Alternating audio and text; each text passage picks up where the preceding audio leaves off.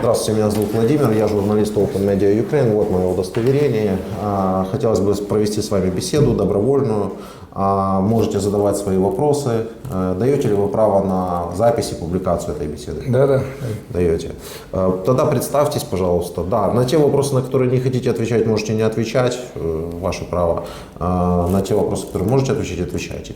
Полностью представьтесь. Я сержант там, как? Да, полностью звание, должность, что. Я Магомед Керимов Рафик Рамисович, сержант контактной службы. Волгоград, Максим Горького находится наша бригада место дислокации. Полка 33-го полка ВЧ 82-717.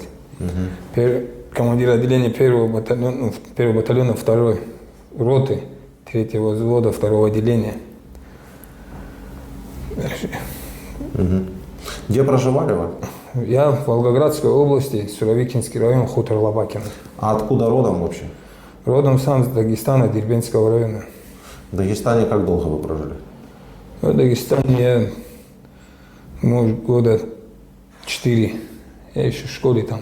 Еще в школе учились? Да, маленький был еще. 4 года. Помните классного руководителя, как в школе звали? В Дагестане? Да. На красном руководителе, да, помню. Мафрижат, учительница Мафрижат. Хорошо.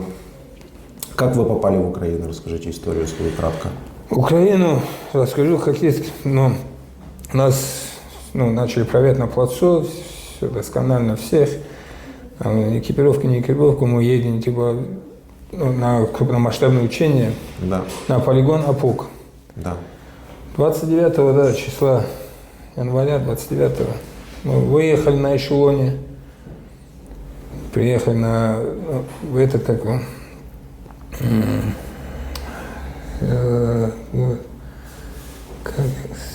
город забыл. Допустим, вы не помните дальше. Все, приехали, потом после мы поехали в село Славное, в село Славном стояли, оставили палатки. После Славного мы поехали на Апук, на полигон. После мы там пробыли день, сложили сразу, на следующий день сложили все по команде, быстрее, палатку, и уехали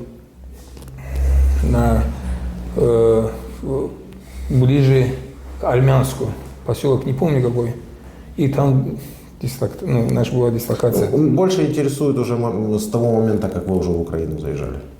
С того момента 24 числа, 24 ночью, резко дали команду, все, грузимся. Часа 2 было ночи, да. Всех сразу с этого загрузились в машины БМП-3. И с Армянска, как начали выезжать, мы ближе к городу Армянску, ближе стали колоннами. И был залп. Вот тогда сильный залп был, начали. Был залп где-то 4-5 часу утра. Мы еще стояли там возле Армянска. После залпа еще темно было. Залп был со стороны Армянска. Со стороны Армянска в Украину? Украина, да. Да. И после этого залпа все, колонны тронулись прям на хорошей скорости. Там. И мы когда спросили командира взвода, зачем, может, не нужно, не надо. Мы проедем 3 села, после, как мы села не будем заезжать, проезжаем 3 села, и после этих сел мы возвращаемся обратно, потому что у нас и гражданка была, все с собой было, то, что уезжаем обратно, все. Мы проехали 3 села, села не заезжали вообще, сбоку проезжали села, проехали и встали в колонну возле лесополосы. Наверное, где-то час простояли, потом смотрим, еще колонны едут, еще 2 роты. Да, 2 роты еще подъехало, 4 танка было. И мы тронулись дальше. уже мы поняли то, что никакого возврата не будет. Тронулись по полям, ехали, долго мы ехали. И потом в Сосновом Бору, сосны были одни, мы заехали в Сосновый Бор, и там переночевали до 26 числа. 25 были там, и 26, 24 переночевали. И следующий день, тоже днем там были. Ночью к утру мы 26 выехали оттуда. Да, 26. Мы доехали до Херсона, уже там стреляли.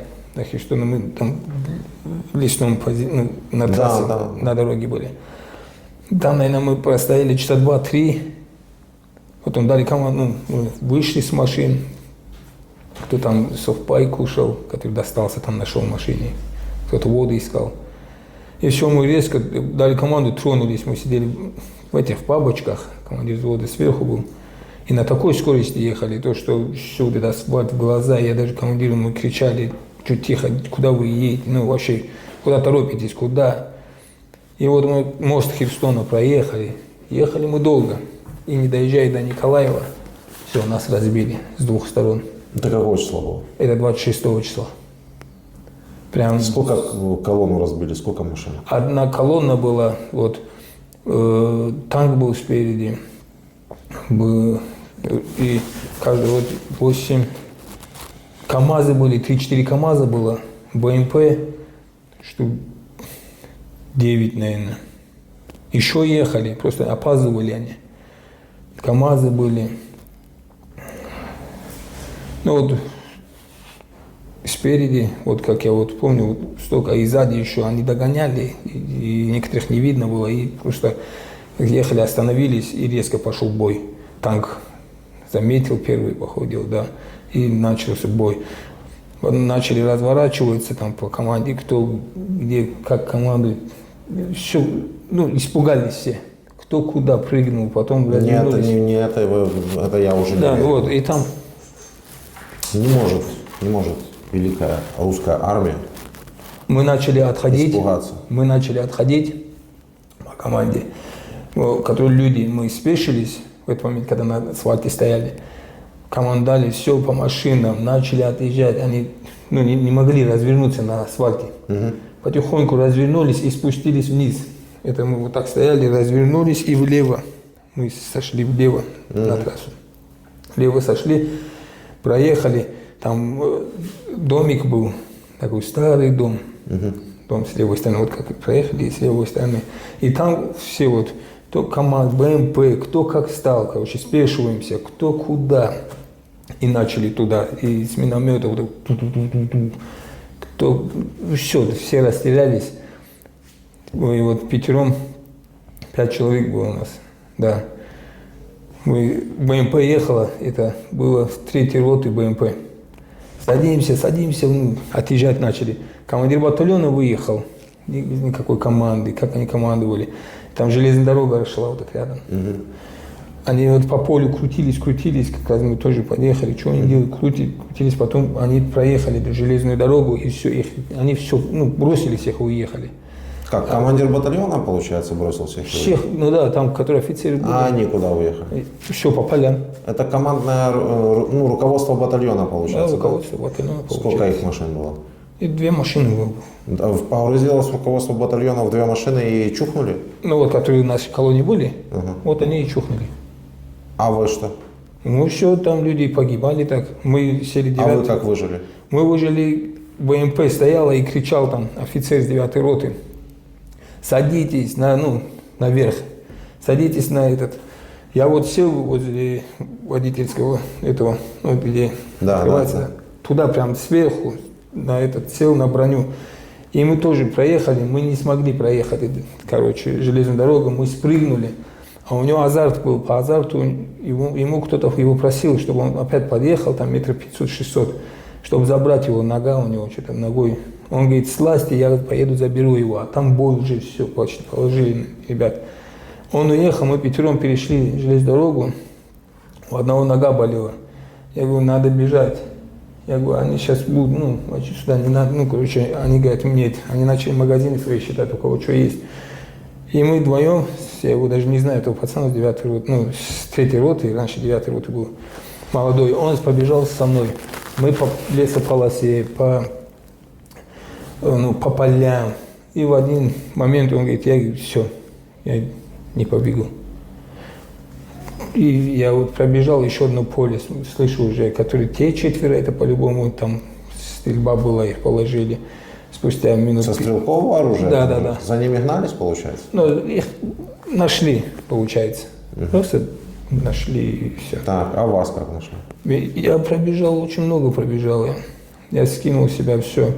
Я в лесополосе, колючий, кустарник был колючий. Я прям под кустарник лег и до утра остался там. Утром под лай собаки, где собаки лаяли, я вышел в село. Из села я спросил, кто-нибудь есть, ближе к трассе. Остановил машину. Вы с оружием шли? Да, оружие было со мной. Я остановил, я спросил, я говорю, где-нибудь есть кто стоит где-нибудь здесь вообще, с этих войск или еще что-нибудь. Да. Он меня отвез, я вышел, и там КамАЗ стоял, БМП разутая, и снизу дороги танк. И дальше уже военные. Украинские? Стояли. Да, стояли. А кто вас отвез? Кто-то из местных отвез к украинским военным? На трассу, да. Я сам попросил, чтобы... И прям с автоматом сели в машину и поехали? Я вот сел в машину и поехал. Поехал, вышел, я спасибо сказал, и все. И подошел, там женщина была, и женщины, и мужики, и все, бросай оружие. Я говорю, вот, мужики, держите, отдал сразу. Схватили меня и приехали с СБУ, отвезли меня из СБУ сразу. Понятно. Ну, в принципе, там по фоткам вашим, да, давно уже были фотографии, все. Как бы история-то, в общем-то, подтверждается. Ну, давайте теперь по общим каким-то вопросам, да. Что вы вообще забыли в Украине-то? Вот на самом деле, вот отвечу как есть. Если вот знали бы то, что вот так будет, на самом деле, может, Ну, и что вы сделали, если бы знали? Я остался бы в части, просто у меня 2 маленьких детей. Может, что у меня получилось бы остаться, жена в положении. Еще сейчас положение, плюс 2 детей уже да. есть? 2 маленьких, одному 3, а сейчас второму 2 будет. Ну, вы говорите, что вы не сможете с женой разговаривать по записи, потому что я вижу, что у вас эмоции, да. Хорошо. Не будем пока звонить, значит, может, там... Хорошо. Что можете передать там, жене, другим своим там, друзьям, родственникам в Россию, в Дагестан, кого знаете? Что вы об этом, обо всем думаете? Что вы можете им передать?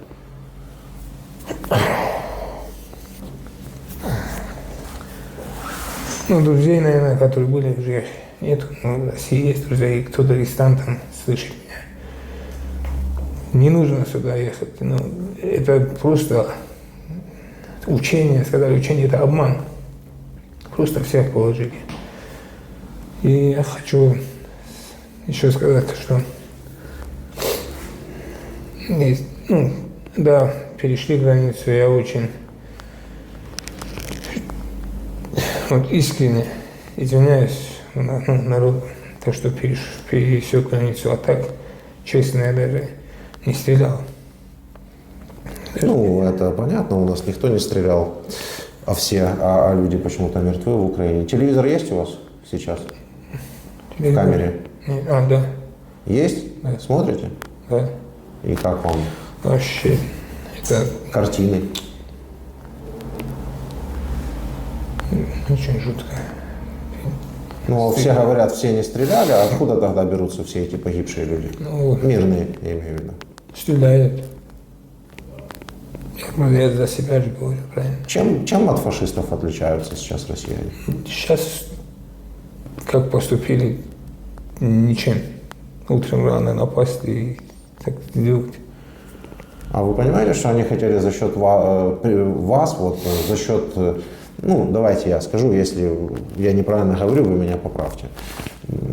За счет кучи вот этого металлолома, за счет вот этого вот живого мяса, они хотели нахрапом, грубо говоря, взять, бросив вас в эту всю мясорубку, и хотели быстро блицкригом, так называемым, взять Украину, в частности Киев. Как мясо кинули нас. Ну, вы понимаете, что вас использовали для этого? Ну, правда, ничего не получилось все равно, но хотели вот так. Им было все равно плевать на вас. Так и получилось, так и есть. А вы думаете, что-то изменилось сейчас, вот со временем? Вот сейчас уже все знают, да? И вот сейчас других людей отправляют сейчас сюда, в Украину. Вы думаете, что-то изменилось? Изменили отношение российское командование к бойцам? То же самое. Отправляют, кидают. Я как бы думаю так.